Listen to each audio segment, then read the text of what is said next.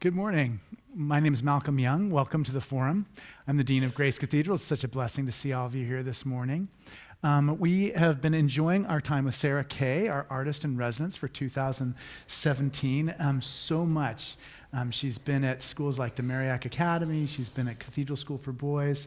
She's been at other schools around the city. She's done absolutely everything you can do here. She's preached at the Wednesday Vine service. She preached at the 11 o'clock service. She did the Litquake event on Thursday. She did the yoga meditation on one day. And she did her own performance on Tuesday night. And Tuesday night was like magic. I mean, there were 400 people here at 8 o'clock at night. I mean, it was just amazing that to have everybody here, and you were amazing. At the very end, I had tears in my eyes. She came up to me, and it was because you did the poem about your brother, which really works on me. But it's been such a pleasure to have her, and this is pretty much one of her last events before she heads off to her next thing. But it's been a real pleasure to have her. Also, our other guest this morning is Jack Boulware, who is the founder of Litquake, one of co-founder. Co-founder, that's good. Yeah, that's good. One of the things that Sarah and I talked about is that when you're in the church, it makes you more precise and honest in how you talk. Oh, wow. So I guess it worked on me. But Jack has co-founded a San Francisco institution, and it just seems to be growing and improving every year, imitated in more different places. He's an author in his own right. And definitely, in touch and in tune with the literary scene, not only in San Francisco, but the world literary scene. So we're very grateful to have you both this morning here on the forum. Thanks. Jack, I wonder if you could talk a little bit about just your own history and just how did that lead to Litquake? I mean, I imagine that if you were to go back to your 16-year-old self, it would have been probably hard to imagine that the kind of the direction of your career. Or maybe it would have been easy to imagine it, but Definitely impossible to imagine. Yeah. Oh, great. No, I did not grow up in a house with a whole bunch of books necessarily. It was a very rural upbringing. Things are very practical. Thinking in the abstract was considered, what's wrong with him kind of thing. It was, tools and cows and tractors. Future and farmers of America. Very much so. So, nobody's reading the classics necessarily unless you have to. Although I remember I did read some stuff on my own that I would just discover that was, very interesting, informative, I would say. But when I was a kid, I remember going to the middle school library and just finding James Fenimore Cooper, The Deer Slayer. I mean, it was the thickest book in the whole library, and I checked it out, and it did have an influence on how I look at things. Sure. What were some of the books that you were reading and looking at when you were young? Boy, let's see. I think I went through a phase of just going to the library and reading things that boys were interested in at the time, sort of adventure stuff. I went through a whole, kind of embarrassing now, but very important at the time, Alistair MacLean phase. Oh, yeah, right. The Guns of Navarone, all these World War totally II espionage, very cheesy. Kind of in retrospect. Yeah. I've tried to go back and read them, and I thought, the audience for this is really like 15 years old. He made a lot of money off of these books, but my parents actually, they acquired a cattle ranch right before I was born, and these 3 old lady sisters lived on it together, like spinsters, and it had a sod roof, and I don't know anything about them because they passed away, but they left some books in this house that we acquired, this ranch house. And so I remember devouring a couple of those books in particular. And they were really ripping good reads. They were sort of mystery kind of, books written in the 1920s. And I remember showing these to my parents, and they had actually read both of those. And they were like giving me a thumbs up. Yes, that's fantastic. So I've been obsessed with those books, I think, my whole life. I actually have them. Wow. One was published in the 1880s, and the other one was, I think, the 1920s, early 1920s. What are their titles? One was called Vendetta. Yeah. Great. Yeah, it was. It was, a man who had apparently passed away in the plague, and he was rich, and he woke up in his family's tomb, and he went to go revisit his wife, and found out she'd been having an affair with his best friend forever and ever. So the rest of the book is him just methodically getting even with all of these people, and all of them die horrible, painful, embarrassing, humiliating deaths. And yeah, that was a good one. Vendetta.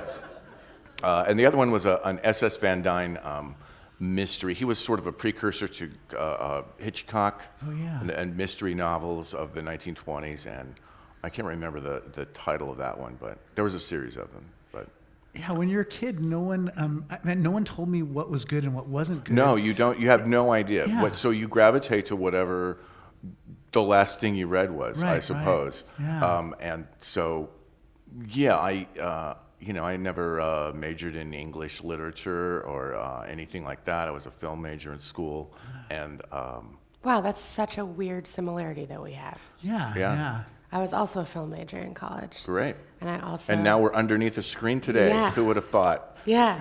And Maybe one day we'll be showing your movies here. yeah, maybe. You mentioned being a film major too. I mean, last week, Sarah and I talked about just how important kind of visual art forms are, especially photography are, in shaping her own art. And I wonder, if you have a similar experience of just, other arts, how they inform your writing and your love of writing. I've always felt that I didn't really grow up in a very literary, world. People told a lot of stories at the dinner table, or relatives would come over, and the stories would start, and they would be the same stories, but each time they'd be a little bit more exaggerated, a little bit more embellished, and they were honed and refined. And so I heard those stories many times, and everyone would chime in on these. They were almost participatory, and I remember that very vividly, kind of as having an imprint on how to hold an audience's attention, how not to bore people, how to sort of, improve things, you ramp things up, heighten the tension or the humor or whatever it is. In my own writing, I think that was pretty informative. I mean, a lot of it is just, rednecks sitting around BSing, Right, totally. But there's kind of an art form to it in a weird way. Yeah. It's like a genre. Like I said, it has its own rules about how you do it. And you can break the rules in dramatic ways or minor ways, but it definitely, I see exactly what you mean. Well, it also seems like another similarity we have is falling in love with language, not on the page necessarily, but falling in love with it as like a communal art form or a participatory art form or something that is involving other people, as opposed to, I think a lot of times people fall in love with language like this and alone. Sure. But it sounds like a through line is from there to Litquake, in which Litquake is so much about the sharing of literature and the community of literature and writing and sharing and yeah. Right. Well, you consider that reading is a solitary activity, writing is a solitary activity. That wouldn't really be a very interesting festival.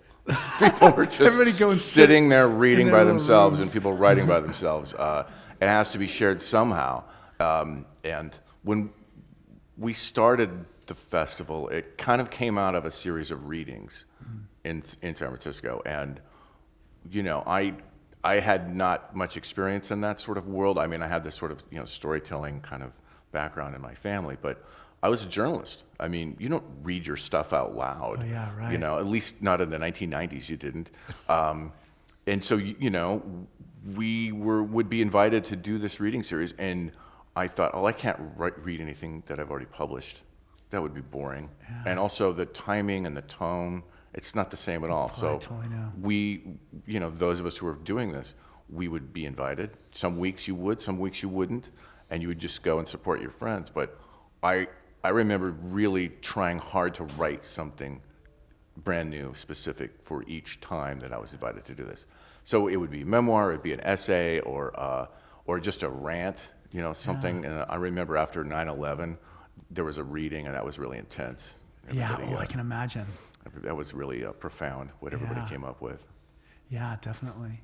It's funny too, I don't know if you have that, you're saying like you didn't feel like you could read something that you'd already published. In the poetry community, when you're part of like a local poetry scene, there's this really both wonderful and terrible internal peer pressure. I guess that's not peer pressure, internal self-pressure. That, if you show up every week and you see the same faces, like you can't read the same poem every week. And so there's a real kind of like must bring new work, that starts to be part of the sharing out loud. And I think that's so different from folks who don't share their work out loud, because if you're publishing and just putting it out in the world and you're not ever asked to face your audience, literally, then perhaps you could write a poem a year or a book a year and be like, great, I'm done. Sure. I mean, it takes all kinds, I mean, there's some writers who are just terrible at presenting their own work out loud. Yeah. Horrible. Mumbling, murmuring. You can see them on Book TV sometimes, late at night on C-SPAN. That's great. And so early on, I remember as we were starting the festival and sort of formulating it, there was this sort of tendency we could go all spoken word if we wanted to, because everybody would know how to present all their stuff. Yeah. But we also wanted to include the murmurers, who would write something that people would resonate with people, and they would have a huge audience, and people would enjoy at least seeing them, but make sure the reading was really quick, or put them on a panel discussion instead, so that they wouldn't be their own worst enemy of presenting their work. I do think that, I don't know if this has been your experience, but in my experience, as the years go, the kind of line between, I guess, what people think of when they think of spoken word and not has become increasingly blurry. And I think it's because it used to be that there was a really sharp line in between academia and or kind of quote unquote literary or page poets and poets who performed their work, and not just poets, I guess, writers of any kind.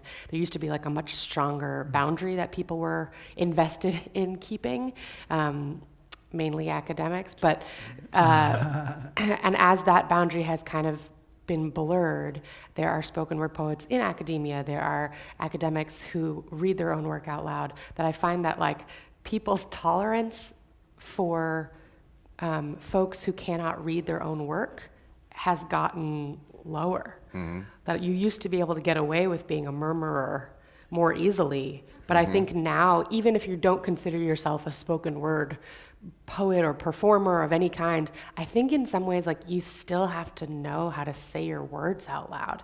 And by need to, I mean audiences will leave, audiences won't listen. Right. There's this big conference every year called AWP, which has what does it say? Associated Writers and Publishers, I think is what it's called. Right. But there's a bunch, all the kind of MFA grad students show up, and the publishing houses and literary journals, and there's a trillion panels and readings and all of the things. And I've noticed that it used to be there was 2 spoken word events and everything else wasn't. And now you could walk into an event that has nothing to do with what folks would consider spoken word, but still find people presenting their work in a powerful way because the bar has been raised. Right. I think people have to step up to it more. There are even workshops now where writers can take workshops on how to read your own work out loud, how to perform it. What I like about you said, so on the one hand, the spoken word has affected the mumblers, but I wonder how the mumblers have affected the spoken word artists too. And is that genre, I mean, the pacing and the cadence, is that changed by having those blurred boundaries? Yeah, I think just blurring boundaries in general is a great way to learn from other genres, right? Yeah. I don't know how much spoken word folks would have learned from mumblers in there. This is terrible that we're calling them this. Let us just say people who are not used to reading their work out loud, for whatever reason. I think there's kind of a stereotype of what people understand spoken word to be, and what they picture in their brain is only one very specific percent of those folks, but there are certainly spoken word artists or performance poets or writers who are who consider the performance of their work part of the art, right. and who perform it in various different, lots of different ways and different styles. Some are quiet, but the quietness is still effective, and the quietness is still intentional, and the sharing of the work is still done in a way that keeps in mind the people in the room. I think that's the key, is that Right. for folks who aren't used to sharing their work out loud, they still think of writing as being a solo act, and the fact that you put a bunch of people in the room doesn't change the fact that they're just reading a book to themselves.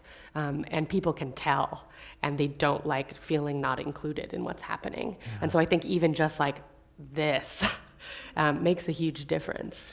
In some ways, I think writing almost is, it's about the ability to recognize how other people are going to receive your work. So, when I'm sitting in that room by myself writing a sermon, I'm imagining how people are going to receive it. And this is going to be too scary for people, or this is going to be too shocking, or this is too long, or this is too boring.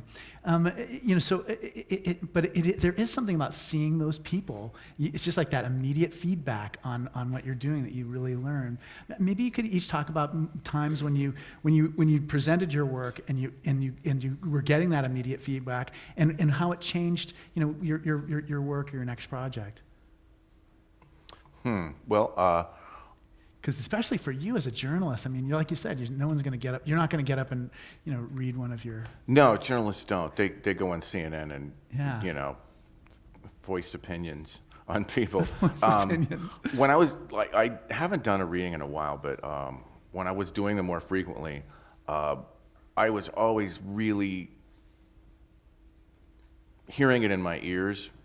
Like, until the moment I would go on, I was rewriting it. Yeah, me too. Scribbling in a corner, Yeah. in the dark, or I was cutting entire paragraphs, Yeah, or totally. there was, I could hear it like 5 minutes before I did it. Yeah. Does you have that experience? I'm the Well, that's happening opposite of right that. now. Here we Yeah. go. There's a little break. Have you cut anything since we began the event? I have. He's editing Very as quick, we go. I'm editing as we go.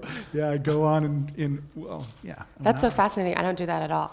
You don't. Yeah. Well, you have a very polished presentation. No, but it's just a different timing. So Yeah. you're saying that like in the minutes before you walk on stage, Absolutely. you hear it and you're editing before you get there. Yeah. Whereas I don't do that at all. I don't anticipate them. I get on stage and I share it. And while it's And happening, you share it verbatim. There's pretty much. No, I will make changes like in the moment. San Francisco. Sure, yeah. Or I'll, again, if there's opportunities for me to reference something or someone in the room, Yeah. I often take it. yeah. But that's a really minor change. For sure. Yeah. And then what I do is as it's happening, I'm taking a lot of information in based on audience response. And so the editing will then happen between then and the next time I get on stage. And I'll say, oh, this line did not hit the way that I thought it did. Or this, everybody laughed, so I guess this is a joke line now. Right. And Right. that's Absolutely. super helpful to me. So when I'm on stage, I have my editing ears open. Do you change your set list? So if you saw the audience responded well to one poem, would you insert another poem? Oh, that was, sir, that implies that I have a set list Yeah. Okay. to begin with. Yeah. Wow. I would say most of the time I know what I'm going to start with, and I think I know what I'm going to end with, Yeah. and I think I know maybe one or two poems that should be shared tonight. Yeah. And then the rest of it is entirely based on what people are responding to. And if folks feel like they're in the mood to laugh, then I think, okay, maybe we can go in this direction. Or if folks are really being quiet and thoughtful, then I'm like, okay, maybe we'll go in this direction instead. That's why I was so conscious of what I was giving you back on Tuesday night. I wanted you to feel that aloha from me. You know what I mean? Because it does make a big difference. I think audience think of themselves as being so passive, and they don't realize they're affecting things, just by their paying attention or not paying attention. Mm-hmm. Yeah. There's Soren Kierkegaard was a famous theologian and philosopher, and he wrote about what he called the category of the interesting, like what made something of aesthetic interest or matter, what made people pay attention to something. And so he kind of theorized about that, and I wonder if you guys have a theory about what makes something interesting in your work. Yikes. In my work or someone's work? How about someone's work, and then maybe how is that connected to your work? Well, I'm always fascinated at what resonates with audiences, whether, live reading, performative audiences, or reading audiences. Some people will publish 700-page books, in this century. That happens. Right. Or people will write entire books. People will write entire books about minutia, about the tiniest sorts of things. I was on a panel jury for a French consulate writing residency recently, and the winner who received this residency, his book that he submitted was, and it was translated into English. It was an entire book about a waiter in a brasserie on the outskirts of Paris, and literally hardly anything happens in the book. But that's not why people read it. There is this interesting sort of flow to his language, the tiny day-to-day details. And I forgot, that's right, people like to revel in that and that sort of writing, as well as the big expansive, sweeping several centuries or several families, based in Louisiana in the Civil War, for instance. Those stories are always popular, but there's also room for, the slow-moving French waiter. Right. And it's kind of cool to see that it's the audience and the appetite is so broad in the reading world. It's hard to categorize, and books come out of nowhere, and all of a sudden they're a huge hit, and nobody knows why. Right. Nobody knows when it came or why this person wrote it, and all of a sudden it sells, 700,000 copies, and people are flipping out over it. And you would never have predicted that. Yeah, So. and I always think of all the things that are lost that we never hear of that may have been so powerful to me, but just never kind of were able to speak loud enough or stand up loud enough so we could pay attention to them. Yeah, there's tons of that just falls through the cracks every year. Yeah. It's but let's be positive. Yeah, true. How about for you? I don't know why this is what came into my head, but I was thinking about an analogy to painting, which is like when you stand in front of, I don't know, a Matisse, for example.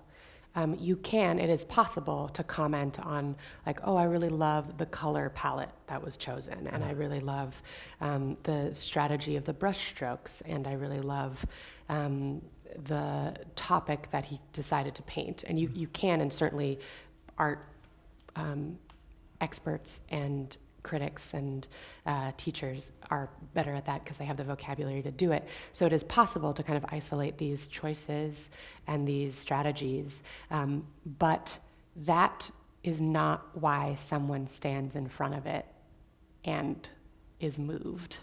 Yeah. It's when it's all together. And I think with writing also, there are certain things that I often look for and look at and go, ooh, I love this choice, or I think this is what, this little thing captured me, or this little thing captured me. But those are not what makes me read it or return to it or keep it in my brain or recommend it to somebody else. There's another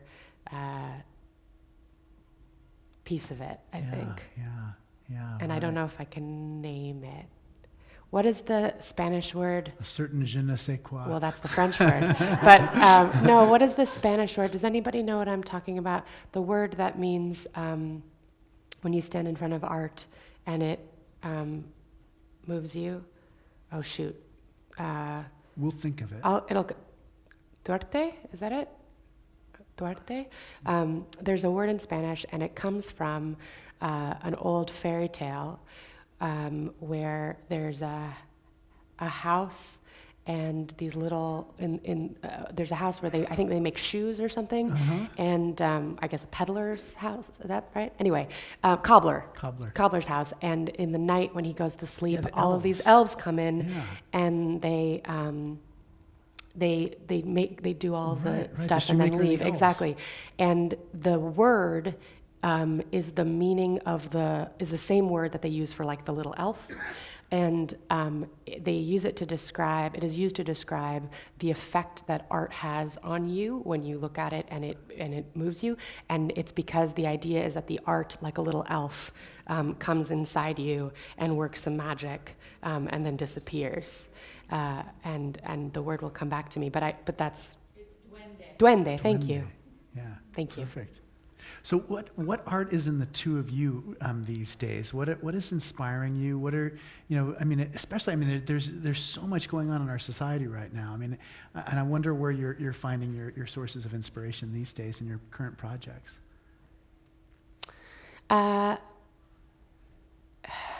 This is such a simple, small thing, but I grew up going to an international school, and all the kids around me were different, from different places, and looked different, and I looked different. But because I was one of the few Americans, as a kid, in my head, I really genuinely thought that I looked like one of the Olsen twins, because in my head, like, whiteness equaled American, and so. And it wasn't until I was an adult that I started to realize that I had not ever seen an actress or a character that looked like me as a kid, and how all of the characters I had fallen in love with and empathized with and placed myself inside of were characters that looked like other people. Right, and it was such a small thing, but it is a huge part of the way that I saw the world and had to learn how to maneuver the world, looking for someone that looked like me and didn't. And so I'm particularly moved by when writers write their experience, especially when the experience is one that hasn't been voiced. Right. And what happens when a kid, especially like a kid of color, especially a kid from various marginalized identities, gets an opportunity to see themselves in art, that like is my emotional Achilles heel. Like, representation is something, they're such small steps, but every single time I see one, I think about what it would have meant to me as a kid to have had that experience, and it is very moving to me to get to watch other kids have that experience. So a close friend of mine is a poet, and when we were kids, we grew up in New York City, both of us, and we weren't like friends, we didn't go to the same school, but we both ended up doing these teen poetry slams, and she would kick my butt in every poetry slam. Her name's Elizabeth Acevedo, and so I knew her as this other 14-year-old who was way better than me at poetry slams, and she was beautiful and ferocious, and that's kind of how I remembered her. And we went our separate ways, and grew up and refound each other as adults. And now she's part of the Project Voice team. Oh, cool. And so she is one of the poet educators that goes into schools and does the work that we do. And she wrote her first young adult novel, and the novel is called The Poet X, and the whole thing is in poetry, and it's about a Dominican girl growing up in Harlem who falls in love with poetry and poetry slams.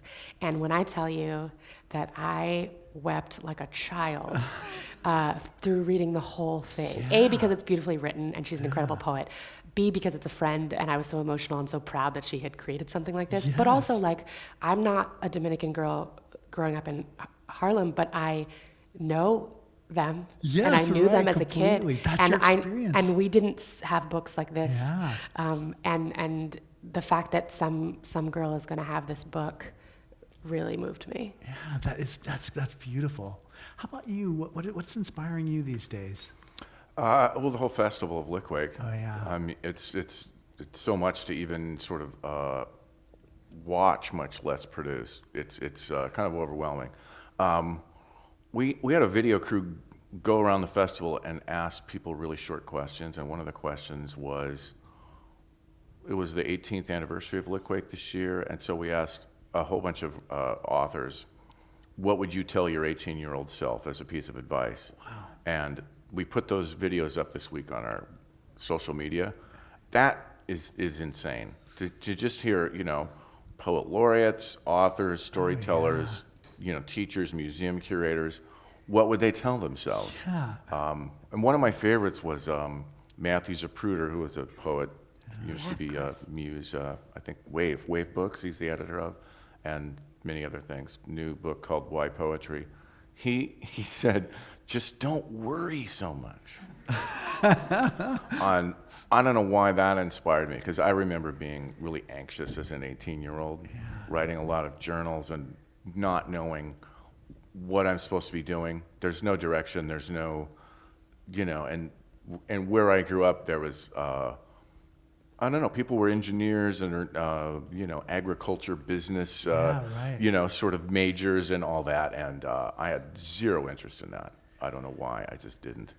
I was kind of a freak, I suppose, that way. But there weren't a lot of opportunities for, people to, say, hey, have you read this? Why don't you take this class, talk to this professor? There was really none of that, so I worried. I worried and wrote in journals, and they're so horrible to look at today. Have you saved your journals from when you were younger?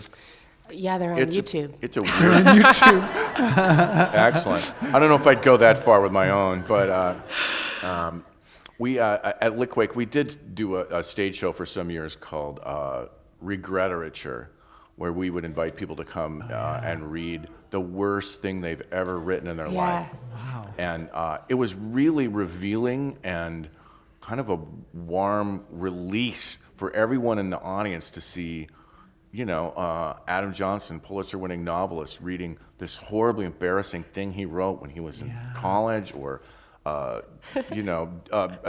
student poetry, essays. It was awful. And it went for 5 years, and we ended up doing a book out of it. But I remember being in that audience, and I emceed all of them, and I would always find something to fall on my own sword. Right, really exactly, horrible stuff. yeah. Just, things that you would write in high school or whatever. And just the warm, it was like an amniotic sac in that room. Everyone was kind of feeding off of what was going on, and it was like a lesson in creativity and writing. Yeah. These people who had And eventually humility, I achieved assume. so many things were willingly going on stage and humiliating themselves with something that it was really horribly embarrassing to them.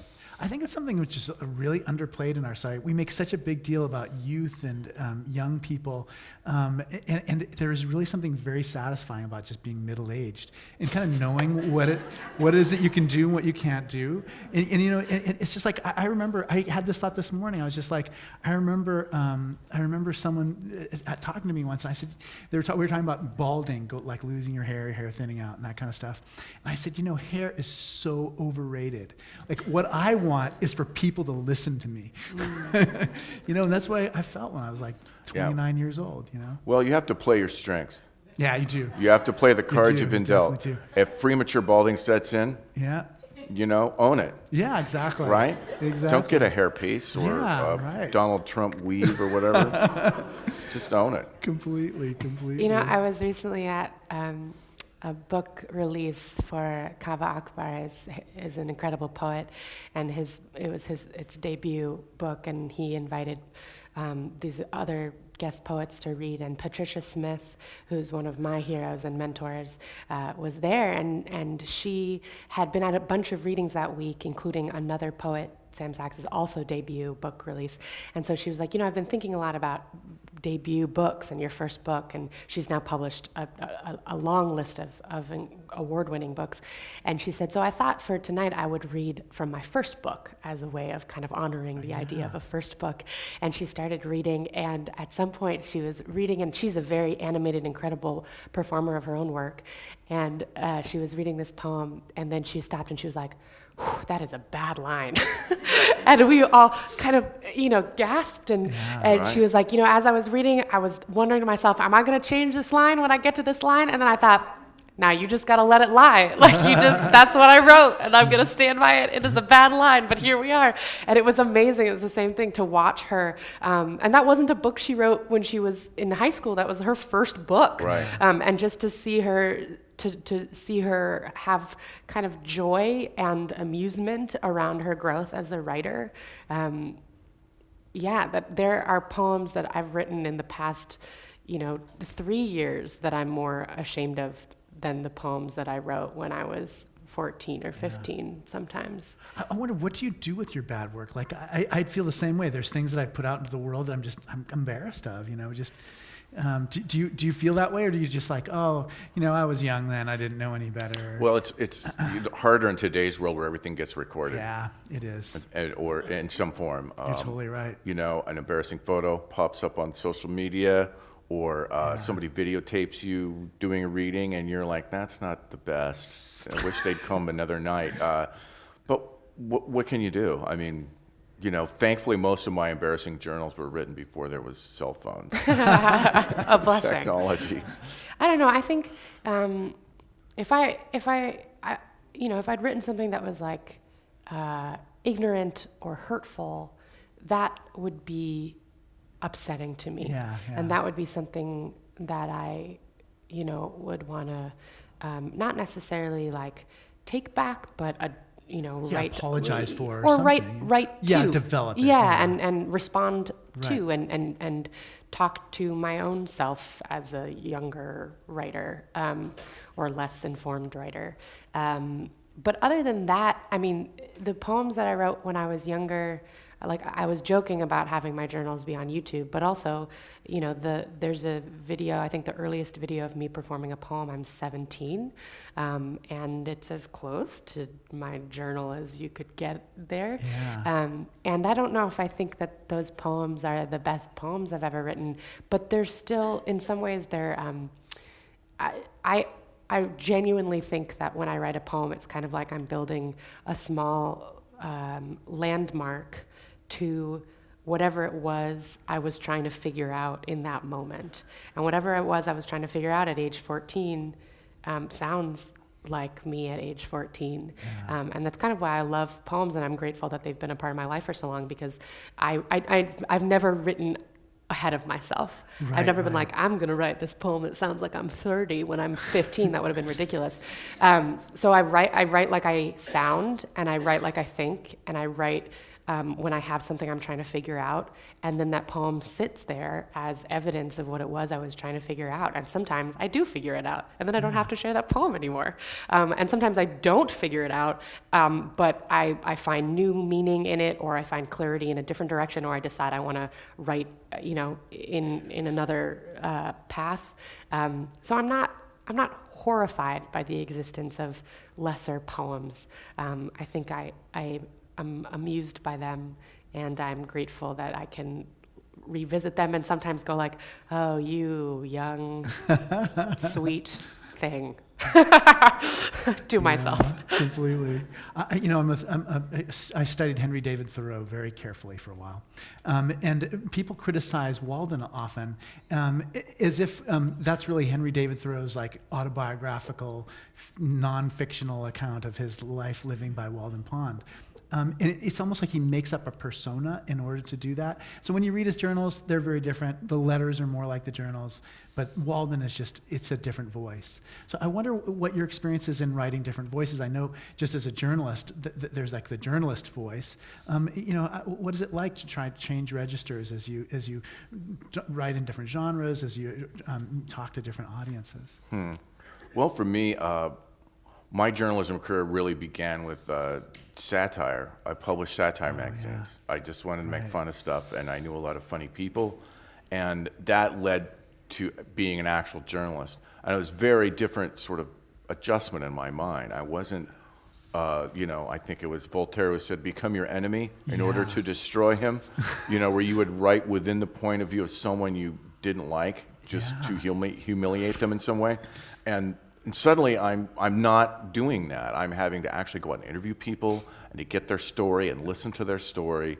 And I remember writing a piece about a very prominent bike messenger in San Francisco who was on the cusp of, doing a lot of great things. He was a writer and a musician, and, he got into drugs and he overdosed and passed away. I went to the funeral, and it was all these bike messengers, and it was just a weird subculture of San Francisco that used to be a lot larger before the internet. But having to go interview family members and people who knew him was a really, really sobering experience for me, just as a writer.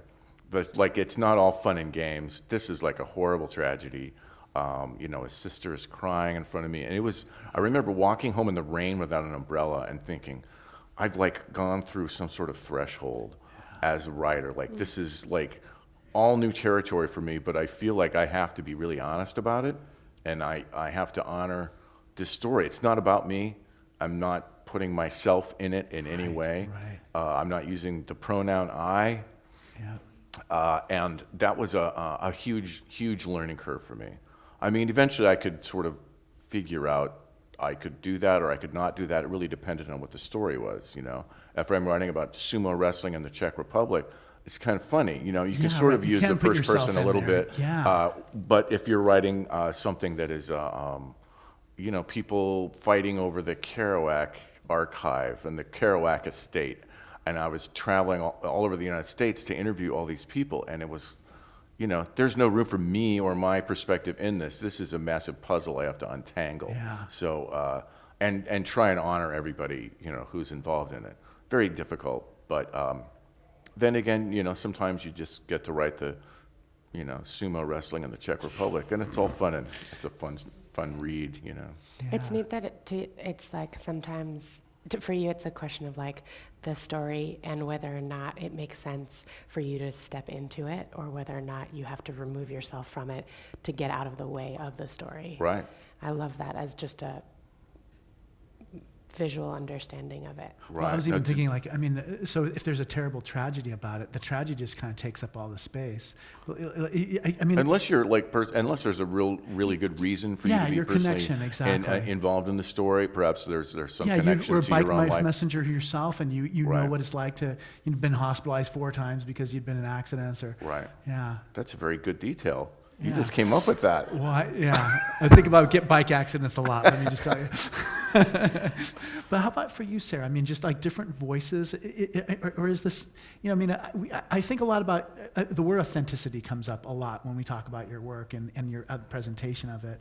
How do you use different voices in your writing and your presentations? Well, I think there's in poetry, there's a little bit of an expectation that you're writing not necessarily fact, but truth. And truth is really important to people who come to poetry. Yeah. And certainly audiences can read in authenticity for sure. Well, so this is terrible. I'm going to put you on spot. You can totally bail on this. But in the poem about your brother, and you pull yourself through did you actually pull yourself through the? Okay, because I just thought that was just metaphorically pulling yourself through. Yeah. Because I've been around shipwrecks. There was a porthole in a shipwreck that she and her brother discovered, and she describes pulling herself into the porthole. And after that, the language is just so vivid and so imaginative. It's hard to know whether she literally pulled herself into the porthole. Well, I guess my argument would be, why does it matter? Yeah, I mean, exactly. I guess, but my question is just, what does factual mean then? Right. Do you know what I mean? Well, so I would say I'm not a journalist. Yeah. And I think that's important. That a lot of times, there's a poet who hasn't been writing for a while, or I haven't seen new work from him in a while, but his name's Reeves, and he had two poems that were very well known.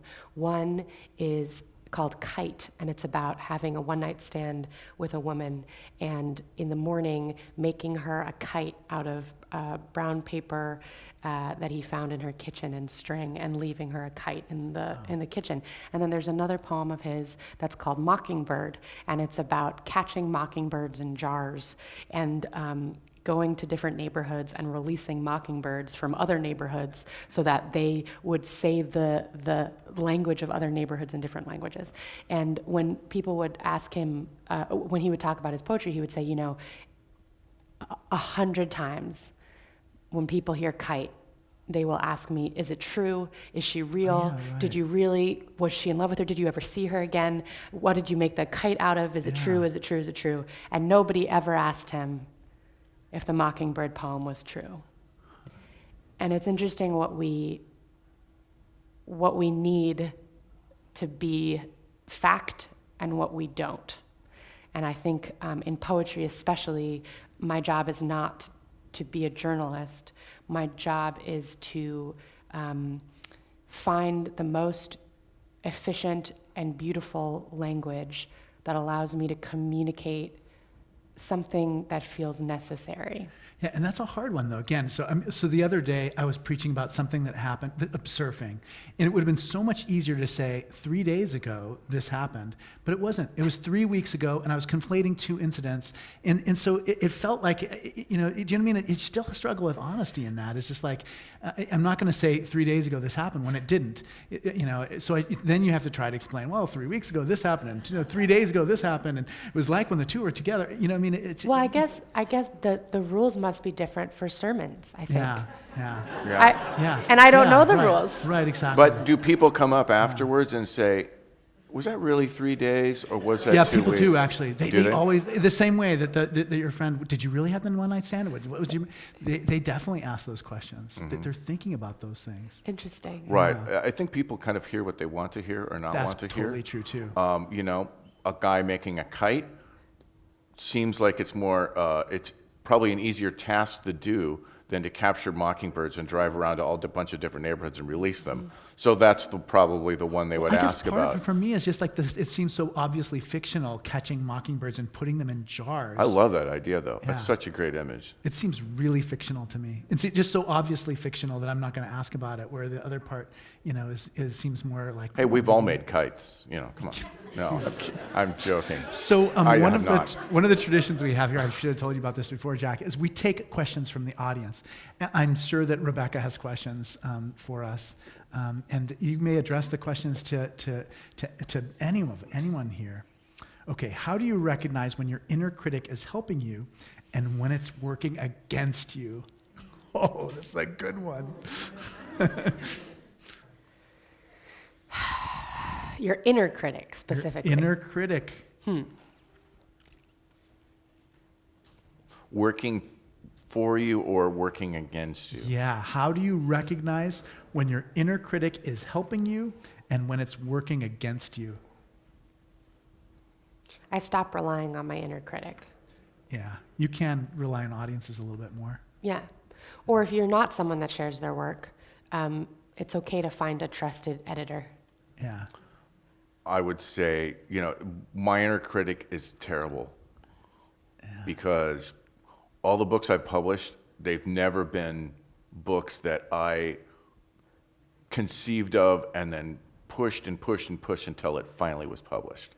Everything is peripheral, coming at me from like all these different directions. Yeah. Why I even have books that have my name on them. So I no longer trust that particular impulse of me to put a book proposal together and send it around and all of a sudden, voila, I have a book.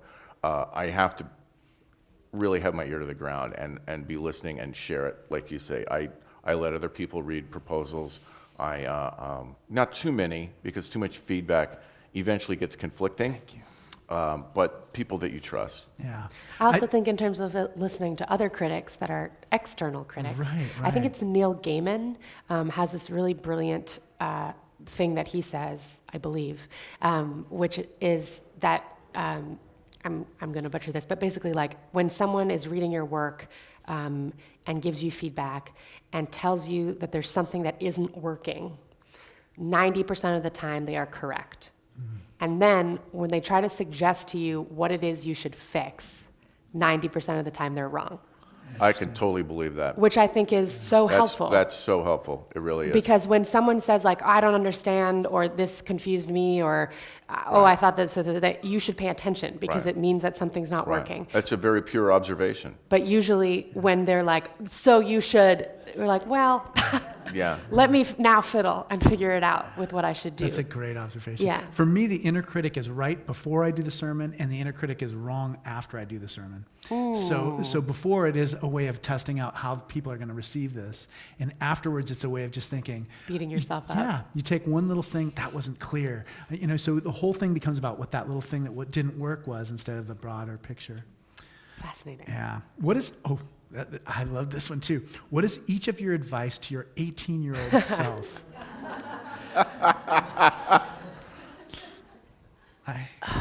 When I was 18, I was a freshman in college. Exactly.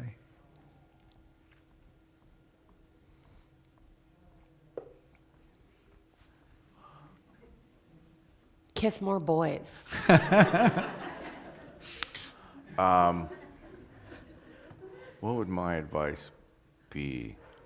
I had a very odd experience when I was 18. I took one semester of college, and I was supremely unhappy with the education I was getting. This was a state university, because I didn't know there was an Ivy League. I didn't know anything. Yeah, right. So I remember complaining to the dean That's as a freshman, dean of arts, and he said, sit down, tell me what's going on. And I said, I don't think these professors are canceling their classes. They're like old drunks on tenure. They're not showing up, or it's cataract surgery. It's always something. Yeah. And he said, the dean said, I know I've been trying to leave myself. No, that's great. So to your he 18-year-old said, self. what are you interested in? And I said, creative writing. And he goes, there's a couple of good schools here. Check them out. Let me know what you think. Thanks for coming by. So that 30 seconds changed my life. Totally changed my life. It meant I could move away from the state I grew up in and just do something else. Maybe that dean was you coming back to your Your 18-year-old could have self. been. So if, I don't know, I could tell any 18-year-old, I would tell them that story because, don't wait for permission. You can go and change it up anytime you want, if you really want to. Yeah, that's beautiful. Yeah, that's good. Sure. And then I have no idea what happened to that guy. I mean, I wish there was a better ending for the story. I just walked home through the snow thinking, wow, I could leave. I'm That's out all. of here. That's a pretty amazing ending to the story. I don't know. I guess besides kiss more boys, a more thoughtful answer to that question is maybe like similar to the don't worry. Like I certainly didn't know that this was going to be the path. Right. And I went to a school that was so small, and I went there from kindergarten through 12th grade. And because it was so small and you were going to be there forever, there was this thing that, like, if you got in a fight with somebody, you had to make up. Right. Because you had to see them every day. It's like living on an island. Yeah, for real. Yeah. And so there was this kind of mechanism inside me that was like, make sure everybody likes you. If anything goes wrong, you must fix it. You must get along with every person. And when that door was like opened to go to college, I still had that mechanism. And it took me a really long time to learn that like there are people who make donations and contributions to the bank account of your heart. Yeah. And there are people who just want to take out without ever depositing anything in it. And figure out who those people are, and you're allowed to not have those people in your life. And I could have used that at 18, I think. And for me, it's just like, don't just follow your parents' way or your parents' way for you. It really is. You just have to find your own way, no matter how badly your parents want a certain way for you. Or how badly it will disappoint them. Yeah, that's totally. I think it was. I mean, it's almost like I became a teenager when I turned 22. You know, I became 13 at age 22. Okay, what are some? Actually, I'd say 24. What are some recent reading materials that Check him. Fact check him. Yeah, totally. What are some recent reading materials that you've really enjoyed? Reading materials that you've really enjoyed lately. Okay, I'm going to begin by saying I have been working on a festival for 8 months, and so I've read bits and pieces of a lot of books. Yeah, right. If I started rattling off a whole bunch of books, I'd be a liar because I haven't finished them. I haven't read the entire book. So the winter time actually is my time for reading and devouring books, and I do. I whip through quite a few, but yeah, I don't know. The ones we liked were in the festival. Yeah, you know, exactly. you could go to the festival schedule online and look at the. Give us one. I'll give you one while you're thinking. Okay. The Lost Art of Finding One's Way. It's a book about how to read the stars so you know which direction north is, how the ocean currents work, so you can read the directions from that. It's a beautiful book. Very helpful in the it post-apocalyptic It world. is. It would be very helpful. The end is about a woman in 1780 who's a navigator herself and like her social struggles to be a navigator. Okay. Well, I told you the Poet X, which is not technically out yet because I got the advanced reader's copy, but it will be out soon, and I highly recommend it. I think it's so beautiful, and because I'm wearing the poetry hat today, I'll give you another poetry book. There's a poet by the name of Safia Elilo, who is just a remarkable poet, and her book is called The January Children, and I revisit her book over and over again. And also Natalie Diaz has a book called When My Brother Was an Aztec, which is the poetry book that I perhaps return to most. All right, I can't wait to read these. Great. Do you have a certain one of the days to write in discipline, even when there's nothing coming out? Okay, maybe you can translate that. Do you have a certain time of the day? Okay, that's better. That's good. Do you have a certain time of the day when you write best? A deadline. For me. I find it impossible to get a lot of writing done until the festival ends each year. Yeah. It's just too much. Yeah. It used to be. I wrote 2 books while we were doing the festival each year, but each year there's more and more to do. Yeah, I can and it completely just keeps imagine that. growing and growing, like you said, and there's more responsibilities, more stuff to do. It's hard to put the brakes on that and just go home and write for the afternoon because your brain is spinning with all this other stuff. So, deadline. Or actually, in my case, the book proposals, whenever it hits me, I try to do some every day. And I think of how much I'm getting done each day. Yeah. And if I am getting a lot done, then that's good. If I'm not, then, I don't know. I'm not a kind of person who says, okay, from 10:30 to 11:45, I'm going to write. And then when the timer goes off, I'm going to stop writing and have a piece of toast. I can't do that. I can't do that. It just sort of has to happen for me. My answer is whatever the quietest part of the day is. I need a lot of quiet to write. And I need it to be so quiet, like often there can't even be other people awake in the apartment because I can hear their existence. Right. You need isolation. For my first 2 books, I actually went to Stinson Beach and rented a crappy hotel room and just stayed there all weekend and did like 18-hour days of writing. And then you're just zonked, so you kind of just walk on the beach. Yeah. The waves are coming in. No one knows you there. It was nice. And this last project I'm working on, I went up north to sort of Monterey area, again with a crappy little cabin. Yeah. And I wish I knew people who owned these cabins so I wouldn't have to rent them. Shout out to anyone who has a cabin they want to Here's a related question. How do you deal with writer's block? I don't believe in writer's block. All right. I think writer's block is code for everything I'm writing is bad, and that scares me. And so I've stopped writing in an effort to hope that next time it won't be as bad. And I don't think that that helps. I think that you have to write through writer's block. And it's okay to write bad things. Yeah. And no one said everything you write has to be good at all. Most of what I write isn't. And so I think the key to getting through writer's block is to not let the machine stop, even if that means writing grocery lists and rewriting other people's work that you love, copying it out word for word. I do that sometimes when nothing is coming. I have a file in my computer called the Brilliance Archive, and I just type into it sentences and paragraphs and pieces of other writers' work that I love, properly attributed. But I do it because it allows me to slow down the reading of it, and it also allows me to remind my fingers that this is what it feels like to write something brilliant. And so if they could just do this, but some new stuff, then that would be really great.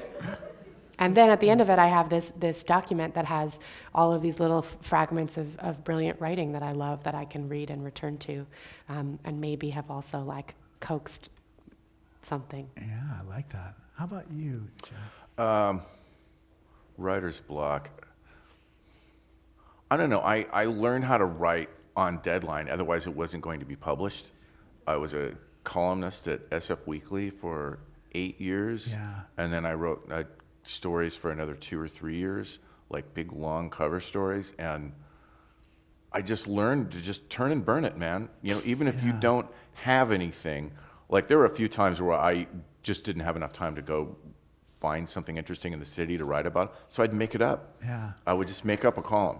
Right. But it would be because I needed something. I wasn't going to just sit there and call the editor and go, I can't think of anything this week. I mean, that is just a puss out. I'm sorry. You have to just do something. So that always taught me to always have something. Even if, like you say, you have to just blast through a whole bunch of stuff in a first draft that is garbage. As you're writing it, it doesn't matter. It doesn't matter because maybe on page 3, suddenly your brain kicks in and something else starts, or you realize as you're writing 2 pages of trash that, okay, something else clicks into your brain about what you're working on that you would never have gotten to that decision unless you wrote 2 pages of trash. Right. And that's, writer's block is, I don't know, it's, yes, everyone has it, but if you just, continually talk about it, I don't know. That's sort of the more you talk about it, the more it exists. Yeah, Does my that make problem with sense? writing is not that. It's the anxiety of writing to that deadline when you didn't have enough time to put together something good. If I have enough time, then something good will come. But that's not. We don't always have the leisure to have that happen. Have you ever made up a sermon on the spot? I have. I mean, so the preacher today won't be here. Everybody looks to you and you're like, okay, but that's no problem because everybody knows that Father McGillicuddy's sick and you're standing up and just doing it right away. Right. So they're cutting you a lot of slack. Right. The problem is when somebody calls on Saturday afternoon at 4 and says, I'm not going to be there. And then you have the time from that until Sunday. And so it seems like you prepared all week, but you haven't. That's when it's bad. Do you find that sometimes when you make up a sermon on the spot, people come up to you and say that's one of the best you've ever done? Yeah, because because everybody's hearing their own stuff. Right. Yeah, everybody's hearing their own stuff. There's me talking, but there's also their inner monologue that is making some of the things I say way more brilliant than I ever said. For Sarah, this is a question. What is the one book that changed the way you see the world? There's so many of them. I only get to pick one book. I'm going to speed everything up, so you better think of it quick. Okay. When I was a kid, there's a Jules Feiffer book called A Barrel of Laughs, A Veil of Tears. And it's one of his lesser-known books, and it's illustrated, and it's a fairy tale, but it plays with the it plays with what a book is. And there's a character who decides to leave the book at one point and then like pops out in another chapter. And they're like, you can't just do this in the book. And he's like, watch me. And he plays with the medium. And it was the first time that I ever thought about, not with this language, I didn't have this language, but what medium was, and a book, and what you can do in a book that you can't do in a different medium. These are absolutely amazing questions, but I've got to go up and preach a sermon. that you haven't written yet. that I'm still going to make major slashing changes to. I'm going to change the last 2 lines for sure. But I'll probably do that while somebody's reading the gospel. I'll be like, so there's one last question for the both of you. How does faith, religious, in people, something bigger, whatever, influence your writing?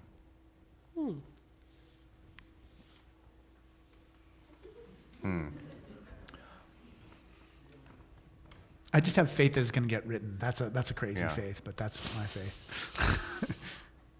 When I working on a story, I think I have to have some sort of faith in the people that am I contacting the right people to talk to? Yeah.